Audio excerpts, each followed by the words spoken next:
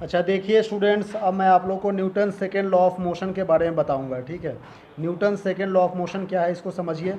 ये कह रहा है कि the time rate of change of momentum is directly proportional to the applied force. ठीक है, rate of change of momentum मतलब D P upon D T, मतलब मोमेंटम को हम लोग टाइम से डिवाइड कर दिए। ठीक है, ये डी को कहते हैं डेरिवेटिव। डेरिवेटिव मतलब change, change in momentum upon change in time. ठीक है ना, तो यही कह रहा है कि change in momentum upon time, इसको कहते हैं rate of change of momentum. ठीक है, ये डायरेक्टली प्रोपोर्शनल होता है अप्लाइड फोर्स के। ये बात समझ में आ रही है? तो अब देखिए इसके बाद कह रहा है कि एंड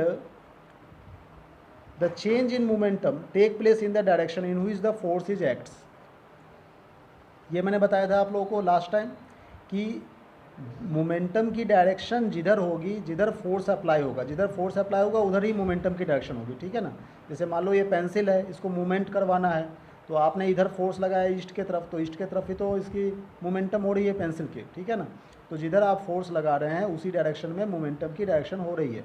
अब देखिए यदि इस पी को यदि हम लोग मोमेंटम ऑफ द बॉडी कह रहे हैं, एफ को हम लोग एक्सटर्नल फोर्स कह रहे हैं। ठीक है, तो न्यूटन सेकेंड लॉ के अकॉर्डिंग यही बताया था, force is directly proportional to time rate of change of momentum होता है, मतलब D P upon D T is directly proportional to F. अब इस प्रोपोर्शनल को हटाएंगे तो कुछ ना कुछ कांस्टेंट पुट करना पड़ेगा, उसको के कहते हैं। इस कांस्टेंट, इसका नाम है कांस्टेंट ऑफ प्रोपोर्शनलिटी। ठीक है, अब यहाँ पर के की वैल्यू 1 होती है, तो 1 है तो यहाँ पर F equal to D P upon D T हो जाएगा, मतलब force is equal to the time rate of change of momentum के इक्वल होता है। ठीक है, अब मोमेंटम का फॉर्मूला हम लोग क्या जानते हैं, मास इंटू वेलोसिटी जानते हैं, इसलिए पी के जगह पर हम लोग एम इंटू वी लिख सकते हैं, बाकी तो सेम एक्सप्रेशन है। ठीक है, अब एम मास तो कांस्टेंट टर्म है, कांस्टेंट टर्म है तो ये डेरिवेटिव के बाहर चला जाएगा, M D V by D T हो गया।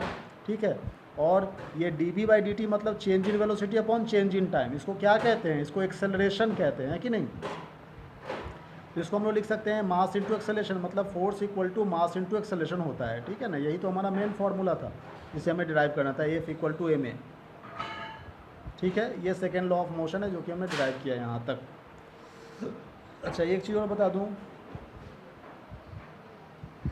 कि 1 न्यूटन, न्यूटन जो है वो फोर्स की यूनिट होती है। 1 न्यूटन कहने का क्या मतलब है, 1 न्यूटन फोर्स की यूनिट है, तो force equal to mass into acceleration. Force की यूनिट हो गई न्यूटन, मास की यूनिट हो गई केजी, और एक्सेलेरेशन की यूनिट होती है मीटर पर सेकंड स्क्वायर। ठीक है ना, तो it is the absolute unit of force in SI system. ठीक है, न्यूटन क्या है, वो एसआई सिस्टम में यूनिट है फोर्स की, और इसका मतलब होता है 1 newton equal to 1 kilogram into 1 metre square, multiply कर देंगे 1 केजी मीटर पर सेकेंड स्क्वायर।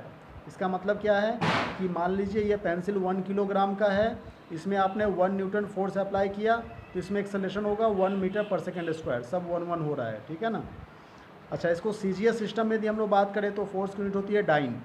सीजीएस सिस्टम में फोर्स की यूनिट क्या होती है, डाइन होती है। ठीक है ना, 1 dyne equal to 1 gram into 1 centimetre पर सेकेंड स्क्वायर, या फिर 1 ग्राम सेंटीमीटर पर सेकेंड स्क्वायर। ठीक है, वही फोर्स की एसआई सीजीएस सिस्टम में फोर्स की यूनिट होती है डाइन, मास की होती है ग्राम, और एक्सेलरेशन की होती है सेंटीमीटर पर सेकेंड स्क्वायर। सबको मल्टीप्लाई कर देंगे 1 ग्राम पर सेंटीमीटर स्क्वायर हो जाएगा। ये बात समझ में आ रही है? अच्छा इसके बाद देखिए, ये हो गया सीजीएस सिस्टम में 1 ग्राम सेंटीमीटर पर सेकेंड स्क्वायर, और यहाँ पे एसआई सिस्टम में 1 केजी मीटर पर सेकेंड स्क्वायर हो गया। अब ग्रेविटेशनल यूनिट ऑफ फोर्स कहने का क्या मतलब है, ग्रेविटेशनल यूनिट ऑफ फोर्स कहने का मतलब होता है, इसको हम लोग नेक्स्ट वीडियो में देखेंगे। Thank you.